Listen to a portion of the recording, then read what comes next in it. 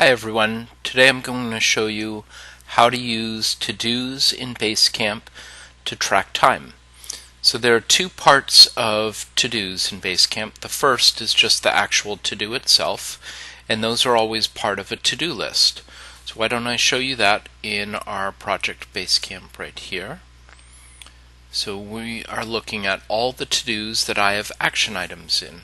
On the right hand side you can actually look at the to-dos by people, and you can look at to-dos by due date as well. So if you want to just see the to-dos that are upcoming, you can choose that as well. Now each to-do will be in a to-do list. So you'll see for each project here there are different to-do lists. And why don't we go to a project and I'll show you how to set up a to-do and how to add the time tracking for it. So first you're going to want to create a to-do list. Now right now we've got the Brady Digital Marketing Plan. Let's create a new to-do list using the button over here. We create that list. We're just going to call this a test time tracking list. And now right here we can say private if we want to make it just visible to Trionia team members, and then we can say allow us to track time spent on this list. So we're going to check that checkbox, and all the to-dos in that list now will allow us to track time. We could add a description in here as well, but and we can, and I'll show you what that looks like.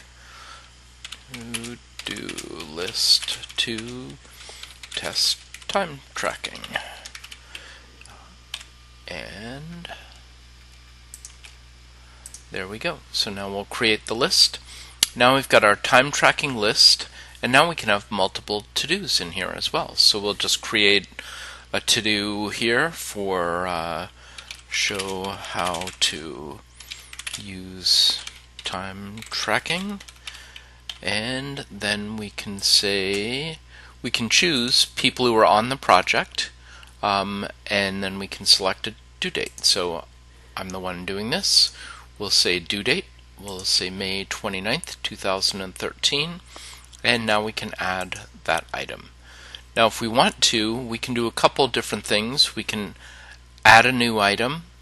We can go back and we can edit the item we just entered. We can delete the item we just entered. We can also change the time that we just entered, and we can add comments here. Comments are very useful in to-dos for clarifying what you're doing. We're done adding items to this particular list, so we're going to finish it right here. So now we've got this show how to use time tracking to do, and we could have a bunch more here. And you'll see down below these to-dos also have a little clock in them. You see the clock right there? When I hover over it, it says time entry. So now we've got all of the different pieces here with gray ones with no time entered, and then the ones with the green have actually had time entered against them.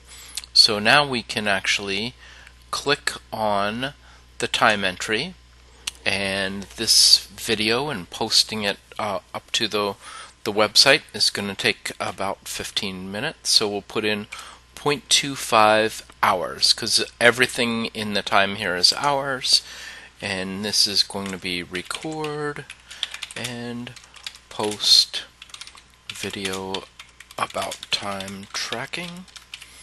And now we add that to the log, and now we've got this green arrow here with the time entry. If we wanted to, we could actually enter more information too. So let's say I had worked earlier this week on it. I wrote a script, which I did not do, but we could just put that in there and say 0.1 hours and wrote script. So if you forget to enter your time, you can always go back and add it. We'll just cancel out of this now. But so now we've added that time tracking, and now we'll be able to actually look at time. And now I haven't completed this to-do yet because I haven't posted it yet, so we'll leave it alone. But now we can go up to the time, and we can actually see a report on all the work that's been done and the hours, and we can look at it by the person. And right now this is for this one project, but if I went back to the dashboard, I could look at the time that I'm spending across all the different projects that are out there. And if I wanted to, I could actually enter in more information here as well. So if I wanted to enter just time not associated with the specific to-do, I could put that right in this time tracking area as well. I could choose the time, the person, the date, and a short description to add that to the log as well.